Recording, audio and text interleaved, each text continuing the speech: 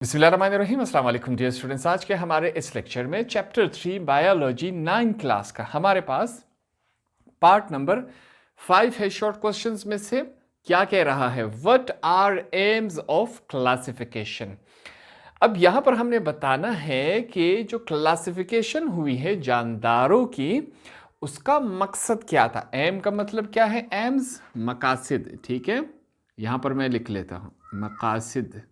भाई इसका मकसद क्या था, हमने क्यों क्लासिफिकेशन की हुई थी। क्लासिफिकेशन किसे कहते हैं, इससे पहले हम इस चैप्टर में पढ़ चुके हैं कि इस दुनिया में हमारे पास टोटल 10 मिलियन 1 मिलियन में 10 लाख होते हैं, 10 मिलियन टोटल जानदार इस हमारे प्लेनेट में अर्थ पर मौजूद है, जिसमें हमारे पास साइंटिस्ट ने एक अंदाजे के मुताबिक 1.5 एनिमल्स जो होते हैं उनको दरियाफ्त किया हुआ है और 0.5 प्लांट्स को दरियाफ्त किया। टोटल कितने हुए, 2 मिलियन हो गए। 8 मिलियन हमारे पास अभी तक दरियाफ्त नहीं हुए। तो 2 मिलियन 20 लाख जानदारों की किस्में अब तक फाइंड आउट हो गई हैं। तो हमारे पास जो जानदार है वो बहुत ही ज़्यादा है, मुख्तलिफ शक्ल में है, मुख्तलिफ रंग में है, मुख्तलिफ साइज में है, ठीक है। तो अब हर एक का अलग अलग से खसूसियात पढ़ना, उसके बारे में स्टडी करना साइंटिस्ट के लिए भी मुश्किल था, ठीक है। तो इन्होंने कहा क्यों ना हम ऐसा करें कि जितने भी ये जानदार हैं इनको हम अलग अलग ग्रुप्स में रखें। जो सिमिलरिटीज़ हैं आपस में जानदारों को, उनको एक ग्रुप में रखें, जो एक जैसे हैं उनको अलग ग्रुप में रखें, जो और एक जैसे हैं उनको अलग ग्रुप में रखा जाए।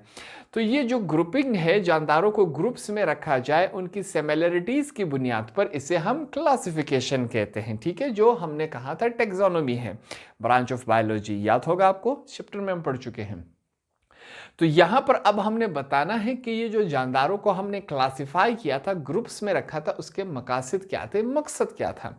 तो हम लिखेंगे the aims of classification are, उनके मकासद। पहला नंबर पर आइडेंटिफिकेशन ऑफ ऑर्गेनिज्म, ठीक है। पहला तो सबसे पहले हमारे पास क्या है कि जो जानदार आपने दरियाफ्त किया है उससे सबसे पहले हम आइडेंटिफाई करेंगे कि भाई ये जो जानदार हैं ये आपके पास प्लांट्स है, ये आपके पास एनिमल में आता है, ये फंजाई में आता है, ये प्रोटिस्टा में आता है, ये किस ग्रुप में हम इसको रखेंगे, ठीक है। तो सबसे पहले उसको आइडेंटिफाई किया जाएगा कि भाई ये जो चीज़ है, ये जो जानदार है, ये है क्या।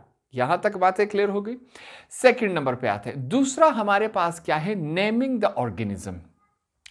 ऑर्गेनिज्म जानदार को कहते हैं। जो जानदार आपके पास मौजूद है उसको हमने क्या करना है, साइंटिफिक नेम देना है।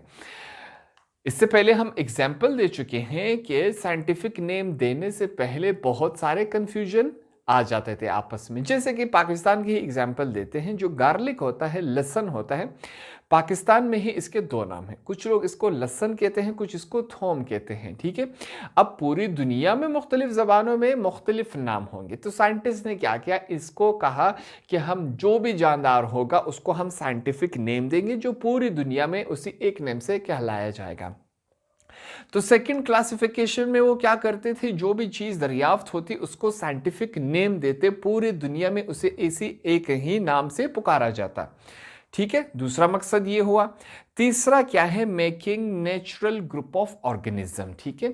जो कुदरती तौर पे अपने ग्रुप के साथ वो उसकी सिमिलरिटीज होती, उसी ग्रुप में उसको रख लिया जाता।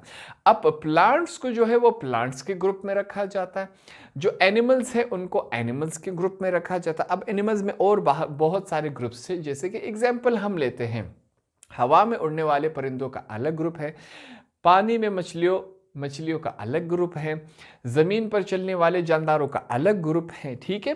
तो हम क्या करते हैं, अगर हम ऐसा नहीं कर सकते कि परिंदे को उठा के मछलियों के ग्रुप में रखते, ठीक है, ऐसा हम नहीं कर सकते। तो जो नेचुरली उनका बनता है, कुदरती तौर पे उनका सिमिलरिटीज बनती है, उनको हम अलग अलग ग्रुप में रखेंगे। तो ये 3 मकासद हैं, आपकी किताब में लिखे गए हैं कि क्लासिफिकेशन हमने इस वजह से करनी थी। होप आपको ये आसान अल्फाज में समझ आ गया होगा।